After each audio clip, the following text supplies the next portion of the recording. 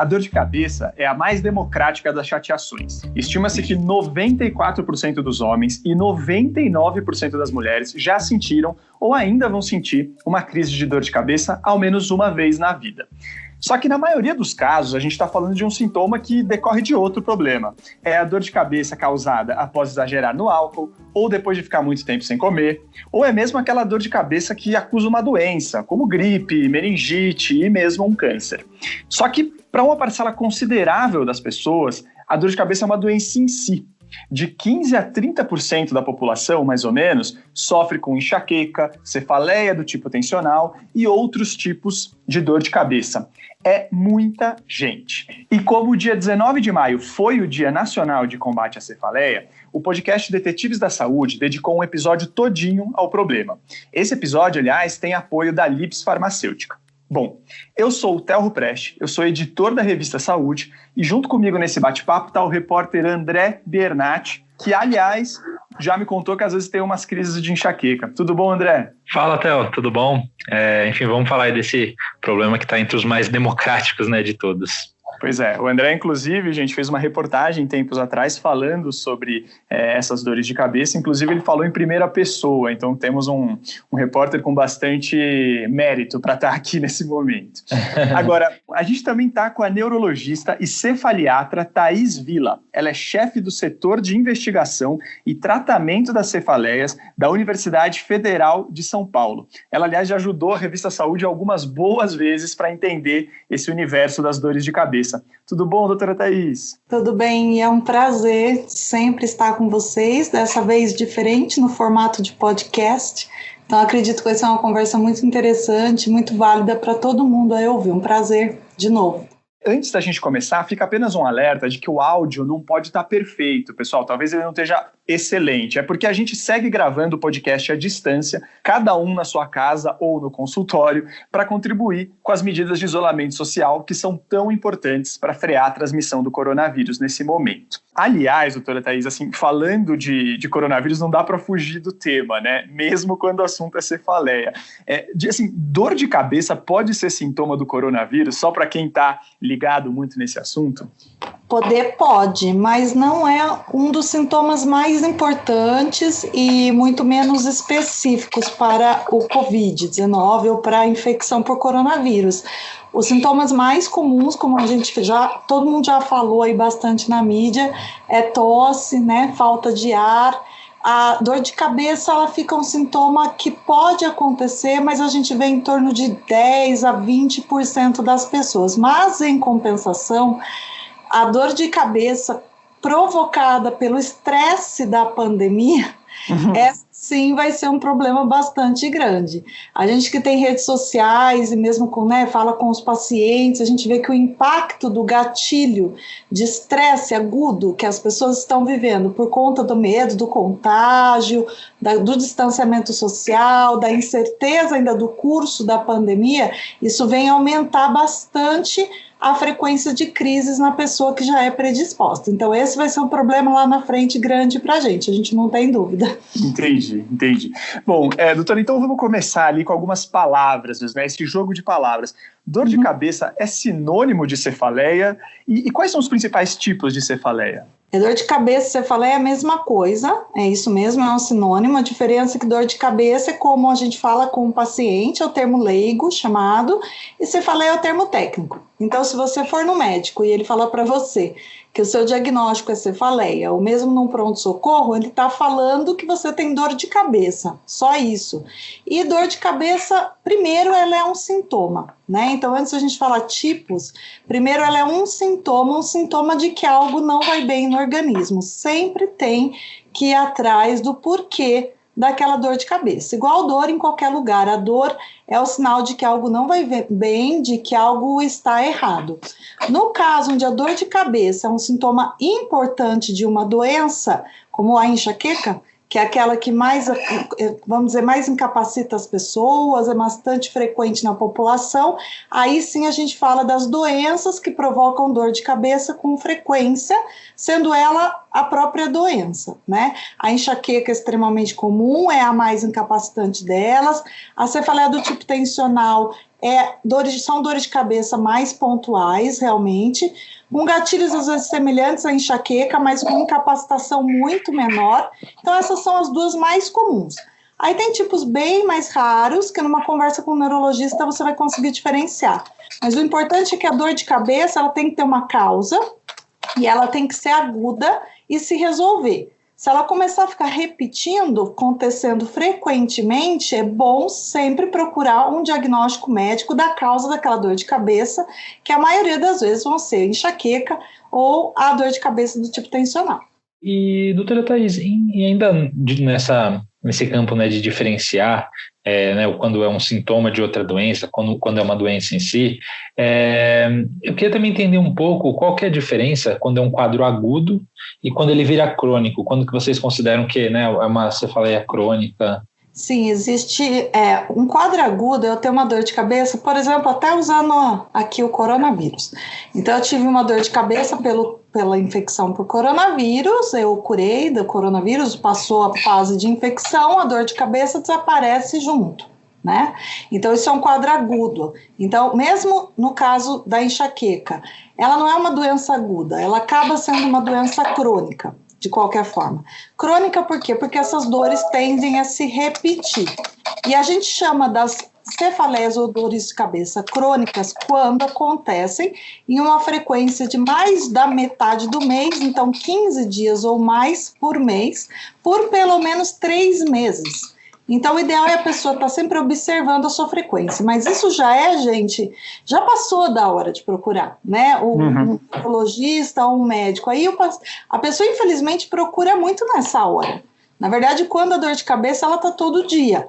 Ou então, quando a dor de cabeça é um sintoma agudo e vem junto com sintomas que preocupam, como febre, tosse, agora falando do coronavírus, ou então, eu tenho um tumor cerebral, começa a ter dor de cabeça, que é raro, graças a Deus, mas começa a ter dor de cabeça e também junto tem uma crise convulsiva, então isso assusta muito.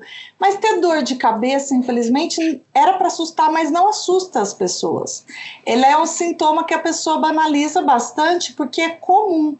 Ter dor de cabeça, como vocês falaram, é muito comum, mas isso não pode ser encarado como algo normal. Então, quando ela está num estado crônico, que é isso que eu explico para o paciente, que é ter mais dor do que não ter. Eu falo assim, no seu mês você passa mais com dor do que ou sem. E ele fala para mim, quando procura um especialista, normalmente, sim, eu passo mais com dor do que sem. Ele já perdeu a hora de ter procurado, porque isso traz uma incapacidade muito grande na vida dele e a gente perde tempo, sim, de tratamento para que essas crises sejam prevenidas e do diagnóstico do que está acontecendo, né? Então, a dor de cabeça aguda, ela normalmente vem acompanhada de outros sintomas de alarme, vamos dizer assim, se resolve, e as dores de cabeça crônica, elas acontecem com as mesmas características, acompanhando a pessoa. Nessa frequência muito alta, aí já passou da hora de procurar ajuda. Legal, perfeito. E doutora, só para arrematar mesmo, além da frequência, dessa questão do tempo, tem vamos dizer, algum sinal da dor de cabeça em si que chama a atenção, né? Alguma forma dela doer, entre aspas, que faz o profissional olhar com mais atenção para ela? Para nós, principalmente se ela vem de forma muito súbita. Então, te dando um exemplo, uma crise de enxaqueca, normalmente ela começa leve e ela vai aumentando de intensidade. Então, quem tem enxaqueca vai ouvir e sabe disso. Até chegar, às vezes, num ponto de dor incapacitante. Isso pode ser assim, mas ela vai subindo essa intensidade. Quando a dor de cabeça ela atinge um nível muito grande, de maneira súbita, então a pessoa conta assim, eu levei como se fosse uma pancada na cabeça. Essa dor de cabeça súbita assusta muito mais a pessoa e assusta a gente profissional em buscar diagnósticos diferenciais ou diagnósticos importantes e emergenciais até disso. Por exemplo, um aneurisma que se rompe. A dor de cabeça de um aneurisma que se rompe é isso, ela é súbita, ela vem como uma pancada de uma hora para outra em intensidade máxima, tá? Então isso é um sinal importante. A primeira dor de cabeça da vida mesmo da pessoa e vir dessa forma, isso também se soma. E vir com sintomas acompanhantes de quadro infeccioso, de febre, de rigidez de nuca importante, onde a pessoa na verdade não consegue nem dobrar e está tendo junto febre, porque isso é um sinal de meningite possível, tá? Não quer dizer obrigatório. Então, alguns sinais que a gente... hipertensão, mas quadros de pressão alta muito elevada, porque a própria dor em si, ela pode subir um pouco a pressão em resposta a você estar com dor, né? Mas aqueles picos de pressão mesmo, muito súbitos, é importante.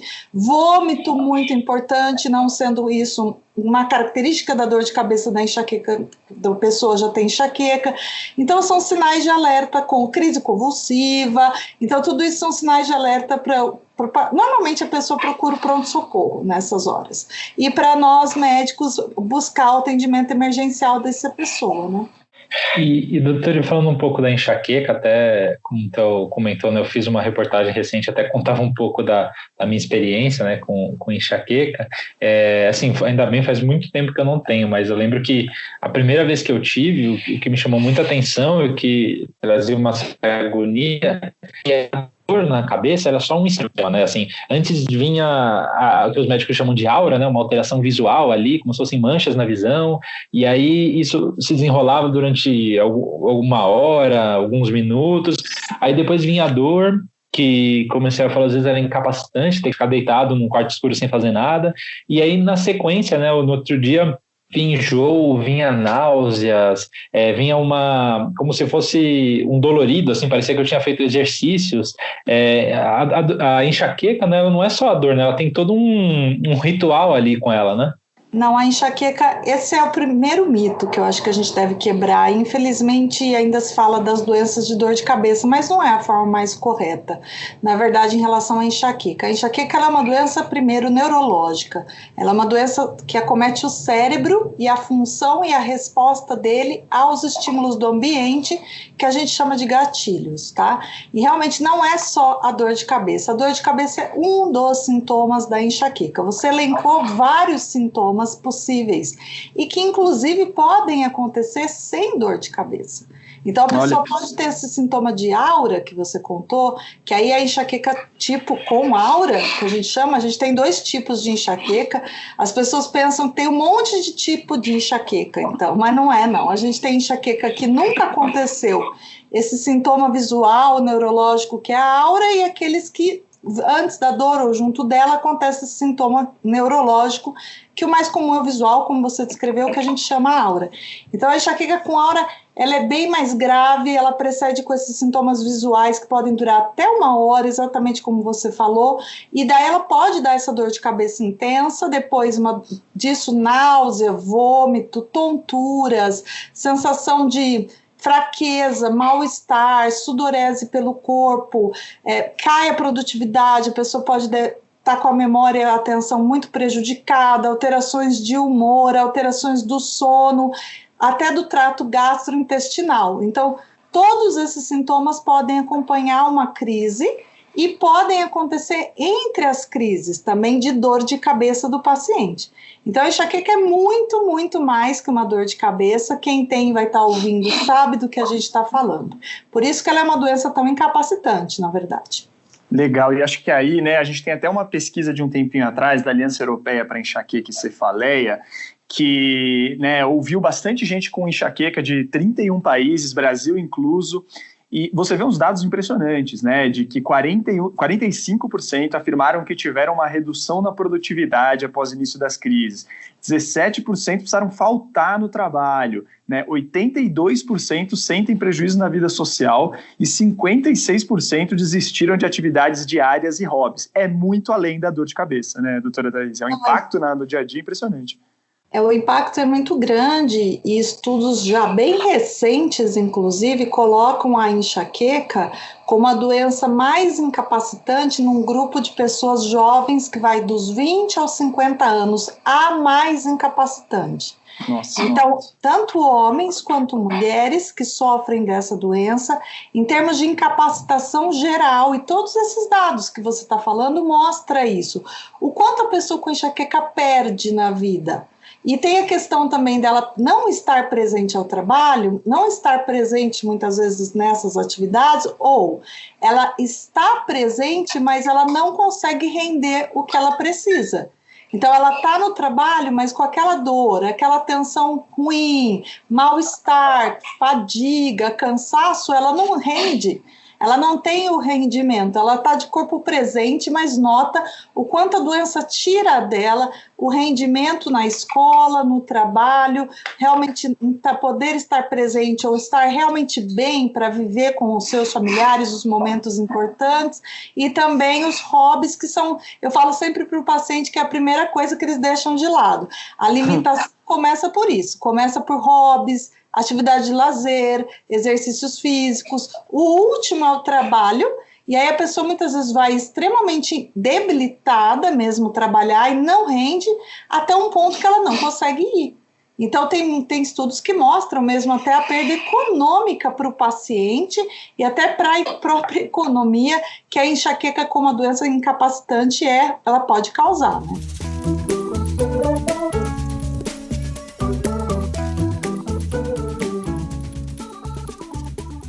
Bom, a Sociedade Brasileira de Neurologia recomenda que, em caso de mais de 3 dias com dor de cabeça por mês ou de mais de 3 meses de incômodos frequentes, é preciso procurar um neurologista para ver o que está acontecendo.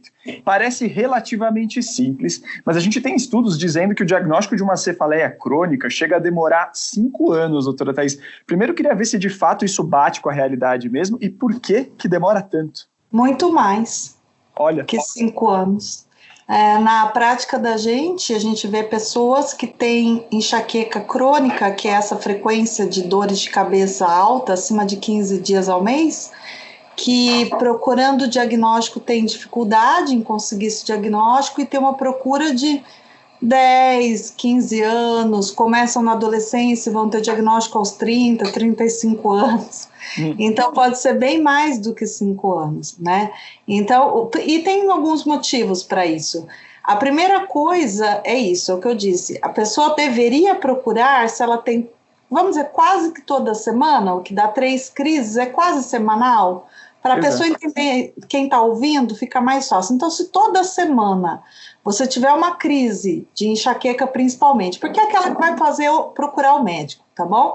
Então, você tiver uma crise de enxaqueca que dure pelo menos umas 24 horas, que você tenha que medicar, já fazer uso de medicamento para essa dor passar ali, o analgésico, anti-inflamatório, procurar já um médico, um neurologista é ideal, mas nem sempre é o possível, mas procurar um médico para uma investigação deste quadro.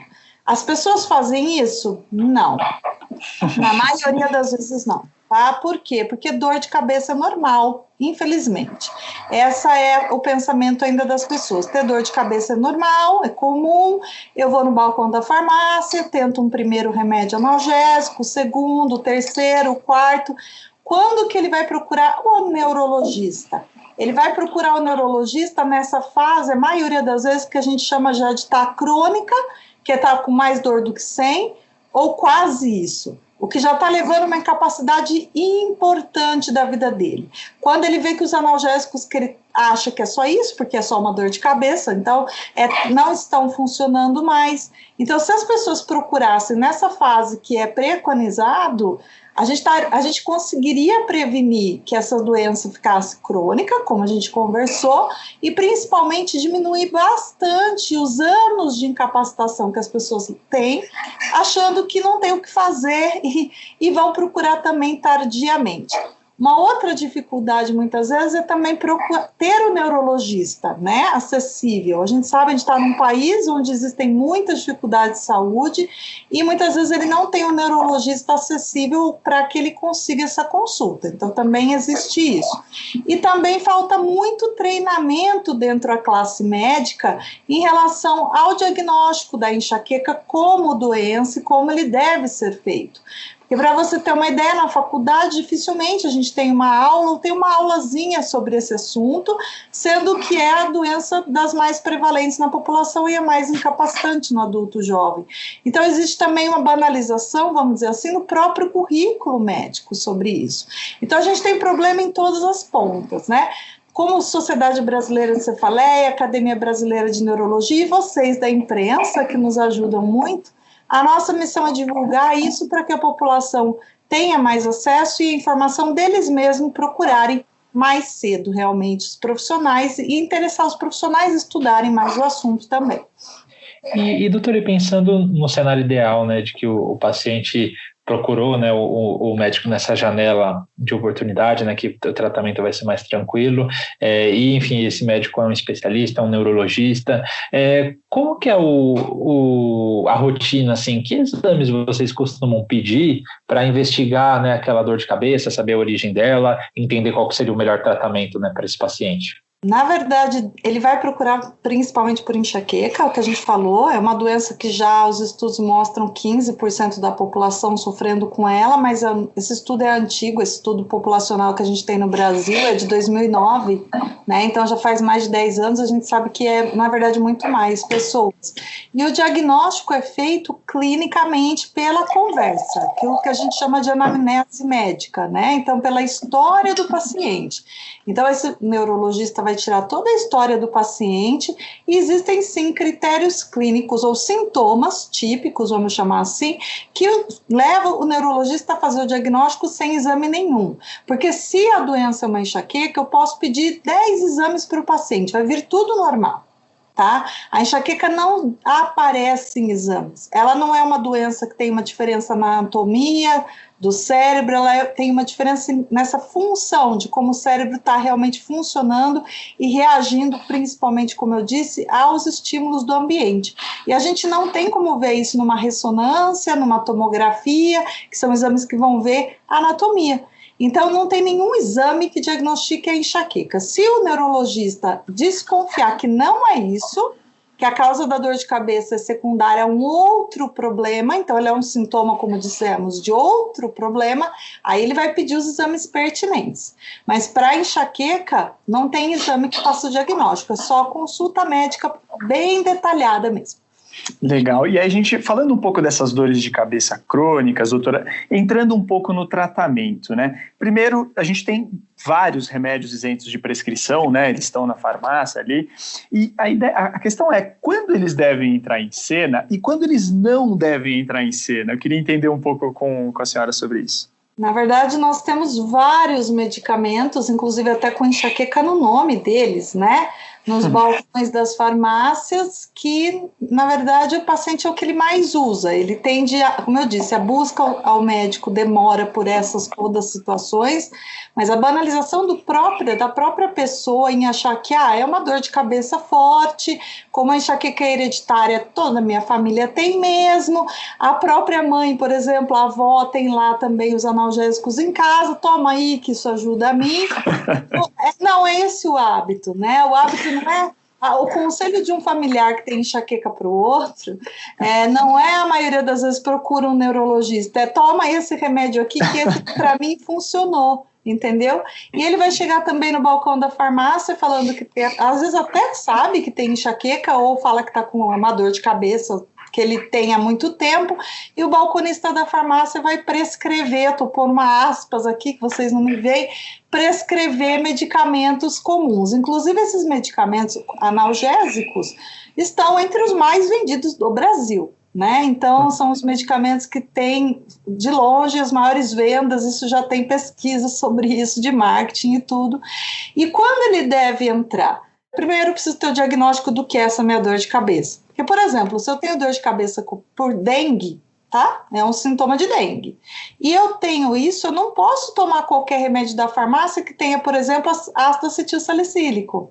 Então, você fala para mim, quando que deve entrar? O ideal é entrar quando eu sei a causa da minha dor de cabeça e, de preferência, algum médico, não precisa ser o neurologista, me prescreveu essa medicação. Mundo ideal, tá? Seria isso. Quando que não é perigoso usar, eu vou falar o perigo depois, mas quando não é perigoso usar? Quando é muito esporádico. Então, eu tomo uma vez por mês um remédio à base de dipirona e funciona para mim e passa. Tudo bem. 2 vezes por mês, passa, ok. 3 vezes por mês, 4, ideal é já procurar, né, o diagnóstico mais acurado e ter um tratamento dessa crise também mais específico, se isso é uma enxaqueca. Então, no mundo ideal, as pessoas não deveriam se automedicar. Mas o que as pessoas fazem? Se automedicam, e não só se automedicam, mas tomam muita medicação, pela crença de que enxaqueca é só uma dor de cabeça. Aquilo que a gente já conversou. Sendo só uma dor de cabeça, então o que vai curar, ou melhorar, ou resolver? Tomar um anti-inflamatório, um analgésico. E aí a pessoa com uma enxaqueca crônica, ela toma, por exemplo, esses remédios todo dia. E isso vira um problema grave para nós. Porque usar medicações tipo analgésicos, anti-inflamatórios, diariamente, vai ser um fator de risco para maior cronificação ainda dessa doença que é a enxaqueca. Então, aí a pessoa entra num ciclo, num rebote, numa bola de neve ali que ele não sai mais. E é nessa hora que ele, acho que agora não está resolvendo só lá no balcão da farmácia. Agora eu vou procurar alguém para ver o que está acontecendo, por que eu estou tomando tanto remédio, por que muitas vezes esse remédio está perdendo o efeito mesmo, porque é isso que acontece, o que faz a pessoa tomar mais ainda, e o pior, que isso as pessoas não sabem, que o próprio medicamento faz a dor voltar.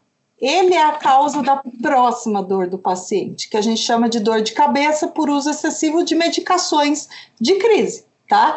E isso as pessoas não sabem, elas vão tomando, elas só acham que perde o efeito, mas não só isso, ele está mantendo a doença frequente, ele está provocando por si só a próxima crise de dor do paciente.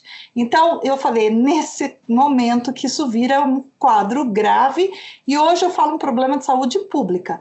Todos os pacientes que eu atendo, quase, vamos lá, que não é 100%, mas é 90%, chegam para nós com a enxaqueca nesse estado crônico, com histórico de uso excessivo dessas medicações. Sempre. Olha só. E, inclusive, né, doutora, assim, isso já fica muito claro no seu dia a dia, fica claro também em estudos, tem revisão de vários estudos publicados em periódicos científicos seríssimos, colocando, né, já os abusos de analgésico como um fator de risco preponderante para enxaqueca crônica, né? Então, de fato, eu acho que é um problema sério aí para atacar. Mas eu acho só queria falar uma coisa disso, uma última coisa, eu acho que é importante porque às vezes a pessoa acha que precisa tomar todo dia para já ser o que aí os estudos mostram de um fator de risco para essa dor rebote, essa dor de abstinência pelo próprio analgésico e a cronificação. Não é todo dia, é muito menos. A maioria das classes desses medicamentos de venda livre na farmácia, se eu tomar 10 dias ou praticamente 10 comprimidos, então que seja uma dose por 10 dias, eu já faço esse ciclo. E para isso não é muito para as pessoas. Quando eu pergunto para os meus pacientes assim, eu falo, desde quando você toma pelo menos 2 a 3 vezes por semana um analgésico ou um anti-inflamatório para essa sua dor? Ele fala, nossa, isso eu faço há 10 anos atrás. Né? Então, até muito mais às vezes. E nesse momento você já vê que existia um fator de risco para ele chegar para a gente com a dor diária, com o uso diário e com a incapacitação extremamente alta da doença. Então é importante esse número, 10 dias de analgésico já é muito, tá? Então por isso que eu falo, muito antes, 3, 4 dias por mês de crise, o ideal já é fazer alguma intervenção. E doutora Thaís, e no sentido de tratamento para prevenção, o que a gente tem disponível, né, para prevenir essas crises? E além disso, como que o tratamento geral das dores de cabeça e da enxaqueca vem evoluindo nos últimos anos? Evoluiu bastante, viu? E a gente tem muito para fazer em relação a tratamentos preventivos. Eu vou colocar no plural, porque são várias possibilidades de você, primeiro, o que é prevenir a enxaqueca? É evitar que as crises e os sintomas, até no meio das crises, né? Como a gente comentou, a enxaqueca não é só a crise de dor de cabeça. Mesmo entre essas crises, ou pensando, por exemplo, numa pessoa com dor de cabeça diária, aqueles outros sintomas podem estar presentes o tempo todo. Então, na pessoa com dor quase diária ou diária, ela pode estar nauseada quase o tempo todo, ela pode vomitar com frequência, ela tem uma fadiga, um cansaço grande quase que o tempo todo, o sono fica ruim, muitas vezes tem insônia associado, o humor fica muito instável e as pessoas têm muita ansiedade, aceleração de pensamento e um monte de sintomas. E o tratamento preventivo tem como objetivo prevenir a doença, então prevenir esses sintomas todos, né? Claro que a dor de cabeça é o sintoma mais conhecido, é aquele que a gente vai se pautar, porque a gente sabe, a partir do momento que você não tem também a crise com a dor de cabeça, toda a sintomatologia da enxaqueca vai melhorar. E nós temos várias linhas de tratamento preventivo, que a gente divide em dois tipos, tratamentos preventivos com medicamentos, medicamentosos, e também medidas de tratamento preventivos não medicamentosos. Todos esses com estudos sobre ele, evidências científicas sobre esses tratamentos. Então, nos últimos 20 anos, 10 anos mais ainda, a gente vem evoluindo muito nos estudos para prevenção realmente e tratamento mesmo da doença, que, de novo, não é só ficar tomando analgésico a hora que tem uma dor. Agora, doutora, tem uma palavra que o pessoal adora, né? Mas que é muito difícil do profissional de saúde dar, que é a palavra cura. Tem cura para esse tipo de dor de cabeça, doutora? Eu vou explicar do jeito que eu explico para os meus pacientes. Não tem cura porque a enxaqueca tem como causa uma tendência hereditária. Então, as pessoas não têm enxaqueca porque querem, né? Elas têm enxaqueca porque elas têm uma tendência genética, na verdade, de vários genes aí, que em conjunto, ela puxa mesmo, isso da mãe, da família paterna, materna, em conjunto vão fazer ela apresentar a doença durante a vida. Normalmente, esses sintomas vêm desde a infância e adolescência, na verdade. Então, como qualquer outra doença que acontece da mesma forma, diabetes tipo 2 é assim, que é o mais comum na população, hipertensão arterial é assim, aumento de colesterol, que a gente chama de hipercolesterolemia, todas são doenças hereditárias, né, de caráter hereditário. Então, não tem como falar em cura, porque qual é a cura que o paciente espera? Eu vou fazer um tratamento preventivo da doença e depois daquele tempo de tratamento, nunca mais eu quero ter um sintoma de enxaqueca. Isso é impossível, tá? Não tem como a gente conseguir essa cura. Porém, tem uma coisa que a gente pode curar, que é esse estado de cronificação, que é uma pessoa que chega com dor 30 dias no mês, 15, 20, 30 dias. Esse estado de enxaqueca crônica, eu falo, tem que ser curado, porque a enxaqueca tem que ser controlada e, no máximo, a pessoa tem que ter uma doença esporádica. Então, crises, como eu disse, mensais, também que ela tem o tratamento de crise correto, isso resolve, passou, e ela está livre da doença por períodos longos. Então, isso a gente tem que curar, entre aspas, né? A gente tem que descronificar o paciente e tornar a doença uma doença esporádica, uma doença de fácil manejo, uma doença de baixa incapacidade. Por isso a importância do tratamento preventivo. A maioria das vezes a gente combina tratamentos medicamentosos com não medicamentosos, isso é o ideal a se fazer, né? Para que o paciente tenha a melhor resposta possível e as crises o mais esporádicas, leves possíveis também. Legal, doutora, só porque, para a gente não deixar passar, tratamentos não medicamentosos de maneira rápida, do que a gente está falando? Tratamentos não medicamentosos, a gente tem evidências de algumas coisas. Então, por exemplo, exercício aeróbico. Exercício aeróbico tem estudos mostrando que são feitos de maneira orientada, primeiro, não é sair correndo por aí de qualquer jeito. Feitos de maneira orientada, de maneira a aumentar progressivamente até um condicionamento físico e regular, que a pessoa fazer o exercício físico pelo menos de 3 a 4 vezes por semana, por no mínimo 40 minutos. Os estudos mostraram que isso tem eficácia mesmo para prevenir os sintomas e as crises de enxaqueca. Então, esse é um tipo de tratamento não medicamentoso bem estudado. Também temos terapias na linha da psicologia, que é uma terapia cognitivo-comportamental, que a gente chama, que tem estudos, técnicas de relaxamento, inclusive, onde a pessoa faz exercícios respiratórios que vão poder ajudar na hora da crise, vão poder ajudar também no momento de prevenção dessas crises. Na área de estimulação que a gente chama de estimulação elétrica, tem alguns aparelhos que você coloca aqui como uma tiarazinha na cabeça, eles emitem estímulos elétricos e tem estudos, é validado pela nossa Anvisa, para prevenção também de crises de enxaqueca e também para o tratamento da crise, muito útil se a pessoa está nessa fase de ter que parar de usar tanto analgésico. Então esses são alguns dos exemplos, mas tem mais algumas medidas que a gente pode inserir no dia a dia da pessoa que vai ajudar bastante a prevenção, esses tratamentos específicos e algumas medidas de hábitos e rotinas. Legal. E, doutora, aí pegando eu não tenho enxaqueca, mas fiquei curioso aqui com o episódio, fui resgatar algumas coisas e fui ver, inclusive, essa onda que está surgindo de aplicativos, né, para ajudar no tratamento, né. Fui atrás de uns e tal, e vi que eles têm recursos, alguns bem interessantes, né, de registrar as crises, de colocar o que pode ter disparado, de eventualmente compartilhar informações com um profissional de saúde, né. Esse tipo de aplicativo pode ajudar também? São super importantes, porque, na verdade, para o diagnóstico mais preciso de uma enxaqueca, eu preciso de um diário da dor, né?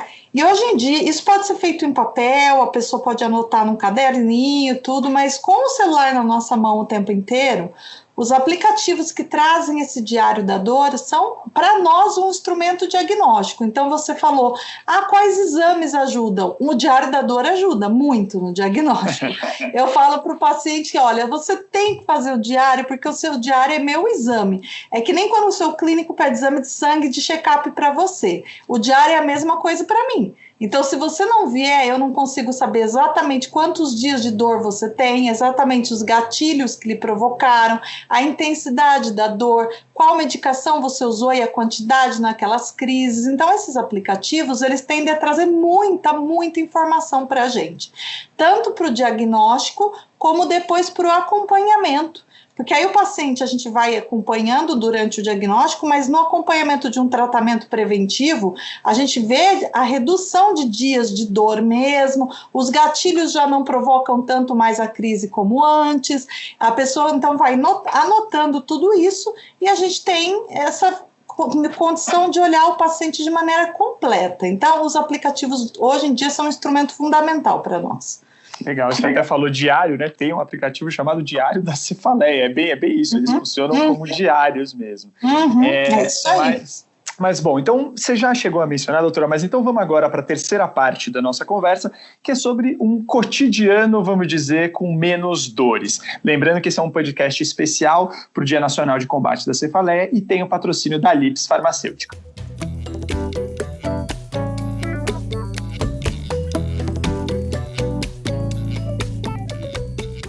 Bom, doutora, falando de cotidiano, né, de estilo de vida mesmo, eu queria entender um pouco do estado emocional, né, do quão importante ele é como gatilho de certas cefaleias. Eu até vi que a depressão ela já é institucionalizada como um fator de risco para crises mais recorrentes de dor de cabeça. Como é que está essa história? Nessa história entra o ovo e a galinha, né? Por que eu falo isso para você?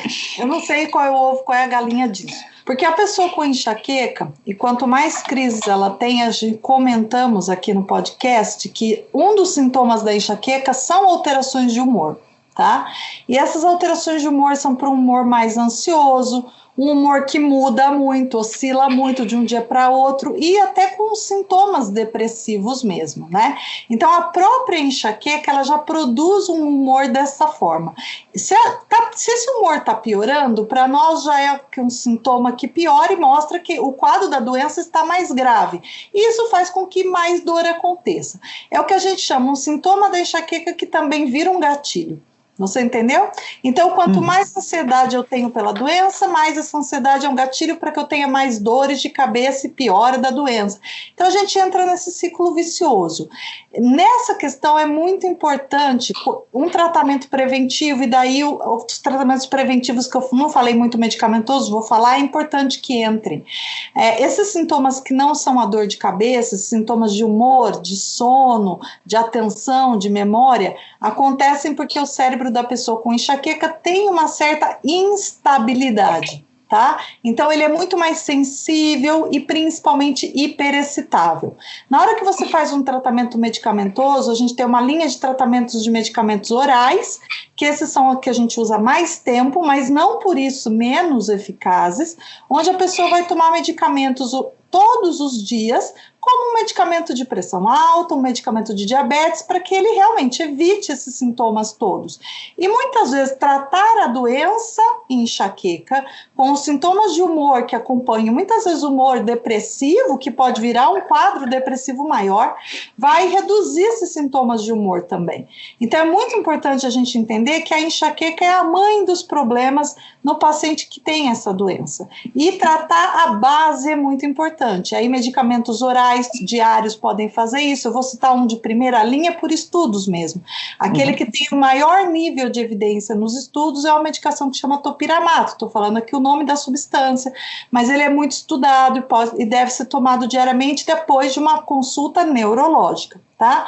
Nós temos também hoje para tratamentos preventivos medicamentosos, no caso do paciente com dor diária ou quase diária, que é a enxaqueca crônica, a toxina botulínica, tá? A toxina botulínica também previne as dores, esses sintomas todos da enxaqueca, e tem uma evidência científica muito alta de eficácia, e mais recentemente os remédios específicos, que são os anticorpos contra o CGRP. Né? Então esses remédios anti-CGRP, que a gente fez até a matéria na própria revista, falando um pouco deles, né? Verdade. Então, pena voltar, deve estar no site de vocês lá, deve ser fácil encontrar, também são medicamentos que vão prevenir o quadro. Então é importante que um neurologista avalie, veja o que cabe melhor para esse paciente, e com isso nós vamos tratar todos os sintomas da doença enxaqueca, não só dor de cabeça, mas humor, sono e esses sintomas outros que vêm junto com a doença, que são os sintomas da doença em si.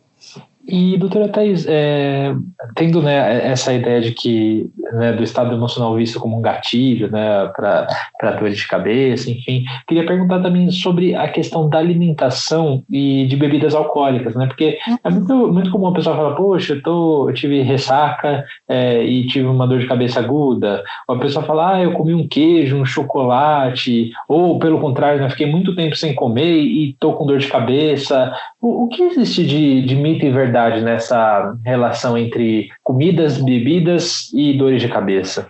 Tem bastante mito, tem algumas verdades bem importantes. A primeira verdade você acabou de falar, que é a questão do jejum mais prolongado, que para a pessoa com enxaqueca não quer dizer um jejum de 12 horas, não, tá? Se ela passar, na verdade, de 4 horas mais ou menos sem comer nada, ele está entre os 5 principais gatilhos para provocar crises. Então, a pessoa com enxaqueca já deve saber que no estilo de vida dela, ela deve comer a cada 3, 4 horas alguma coisa. E aí não é comer besteira, né? Não é comer chocolate, nada disso. É ter uma alimentação sem, eu falo, exagero em nada, uma alimentação saudável, mas que não faça realmente jejum de maneira longa, que ela fique longos períodos sem comer. Pular o café da manhã, por exemplo, é horrível para quem tem enxaqueca, porque você dorme aí 6 a 8 horas por noite, ainda pula e vai só almoçar, a pessoa pode ter uma crise com muita facilidade. O álcool é um gatilho realmente bastante conhecido e real. Não para todo mundo que tem enxaqueca, mas sim é bastante comum dentre as questões alimentares. E o nosso grande vilão dentro da alimentação para quem tem enxaqueca, que para muitos eu sei vão achar que é amigo, mas não é amigo, é um falso amigo, é um inimigo, é a cafeína em excesso, principalmente se usado diariamente. Então, pessoas com enxaqueca que têm alta frequência de crises, 8, 10 dias de crises, ou crônico, pior ainda, quase todo dia ou diário. Se ele usar cafeína todo dia, ia tomar 1, 2 cafezinhos todos os dias. Vamos lembrar que nos analgésicos que nós discutimos, tem cafeína, e a cafeína tem uma questão analgésica importante, por isso eles estão nos remédios analgésicos. Então, se eu ingerir no café, no chá preto, no excesso de Coca-Cola, no chocolate diariamente, ou tudo junto, que muitas vezes é isso que os pacientes fazem, eu estou ingerindo sem saber uma quantidade de cafeína, que às vezes são a quantidade de 10 comprimidos analgésicos com cafeína, falando em cafeína. Tá? Isso pode provocar o mesmo fenômeno de dor de abstinência, ou dor rebote, ou facilitação de cronificação da dor. Então, ela sai não só como um gatilho pontual, que algumas pessoas podem ter, mas sim ela entra como aquela dosezinha de analgésico diariamente, que também faz a mesma coisa que tomar analgésicos de pirona, paracetamol, anti-inflamatórios, a mesma coisa. E aí o paciente fala assim, não, mas eu não tomo analgésico e café, isso eu tomo 5 expressos por dia. Nesse ponto é a mesma coisa, então tem que tomar muito cuidado e conversar muito com o médico a respeito desse uso de cafeína em pessoas com enxaqueca, quanto é seguro usar, né? E se não usar demais, como vai fazer para diminuir isso? Perfeito, e é legal dizer isso até, né, doutora, principalmente para jornalistas que, nossa, eu tenho uma mania de café, assim, então eu vou te falar que isso eu estou conseguindo maneirar agora, mas antes eu até começava a sentir uma dor de cabeça no meio da tarde, aí já tomava uma xícara de café para tentar diminuir essa dorzinha, e agora eu consegui me livrar dessa, viu? Então, mas você estava fazendo o que as pessoas fazem, você estava tratando já uma dor de abstinência do café do dia anterior. Entendeu? Porque, ou daquele anterior que você tomou em excesso. Então, claro, quem não tem enxaqueca, a cafeína em excesso já não é bom. Os cardiologistas falam, pode dar taquicardia, pode atrapalhar o sono, né? Mas para a pessoa, vamos falar de quem tem enxaqueca frequente, realmente eles estão automedicando-se também. A cafeína tem essa questão analgésica, é isso mesmo, a pessoa toma porque está com dor, então é a mesma coisa que ela pegar um comprimido de analgésico, que como eu disse, a maioria dos que tem nome enxaqueca no remédio, você pode olhar que todos eles têm cafeína junto, eles são combinados com cafeína, porque a cafeína é um potencializador analgésico muito importante. Verdade. E doutora, só para a gente fechar o nosso pacote de estilo de vida, né? A senhora já mencionou a questão dos exercícios físicos, né? Da importância dele, mas também tem a pessoa que durante as crises insiste em fazer atividade física. Nesse momento é adequado, não é? Como é que fica a atividade física para essas pessoas com dor de cabeça crônica? Se a pessoa está num dia de crise moderada, que a gente fala dor moderada já está atrapalhando fazer as coisas, ou dor severa já me limitou a fazer as coisas. Fazer o exercício vai fazer a dor piorar. Não é a hora, tá certo? Se a pessoa tem todo dia dor, num dia leve de dor, porque quem tem dor todo dia não tem crise forte todo dia. A dor, ela oscila muito. Num dia leve, muitas vezes a dor não piora e pode até ajudar. Mas a maioria das vezes as crises das pessoas são mesmo de moderada, severa intensidade. E qualquer esforço físico, não é exercício. Isso até é um critério para o diagnóstico da enxaqueca. Se você subir uma escada, carregar um pouco de peso, vai piorar a dor, tá? Então, nesse momento é repouso. Passou a crise, volta a fazer seus exercícios regulares. E de preferência junto com o tratamento neurológico, né? Porque aí você vai prevenir as crises e conseguir fazer muito mais a atividade física que vai ajudar a prevenir mais ainda o seu quadro. Perfeito. Bom, gente, acho que conseguimos fazer uma boa avaliação aí desse mundo das cefaleias e entender como cada um de nós tem um papel muito maior do que a gente imagina no controle desses mais variados tipos de dor de cabeça. Então eu queria agradecer demais, viu, doutora Thaís, por estar aqui com a gente hoje nesse episódio. Sou eu que agradeço vocês, e se eu puder deixar uma última mensagem. Claro, por favor. Não banalizem dor de cabeça. Tá? Quando eu chego para as pessoas e falo assim, se você falasse a mesma coisa, em vez de dor de cabeça, falasse dor de dente, dor de estômago, dor no pé, quanto tempo você levaria para procurar um médico? Logo, logo. Mas a dorzinha normal, a dor de cabeça, parece que ela tem uma aura de normalidade que não pode existir. É exatamente por essa questão de ser frequente, mas não ser, né, ser comum, mas não poder acontecer, que as pessoas banalizam e elas não têm diagnóstico, não têm tratamento, sofrem tanto com esses quadros. Verdade.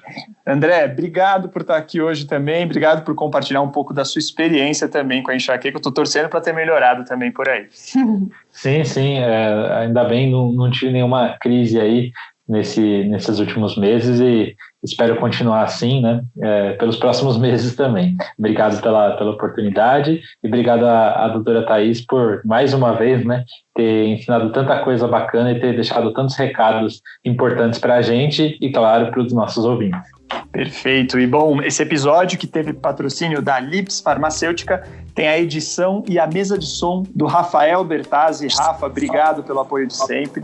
E para você que gostou, não gostou, tem sugestões, críticas, é só entrar em contato com a gente pelas nossas redes sociais. A gente está no Facebook, no Instagram, no Twitter, ou se você preferir um e-mail, é saude.abril@atleitor.com.br. Então é isso, gente. Muito obrigado pela audiência e até quinta que vem. Tchau, tchau.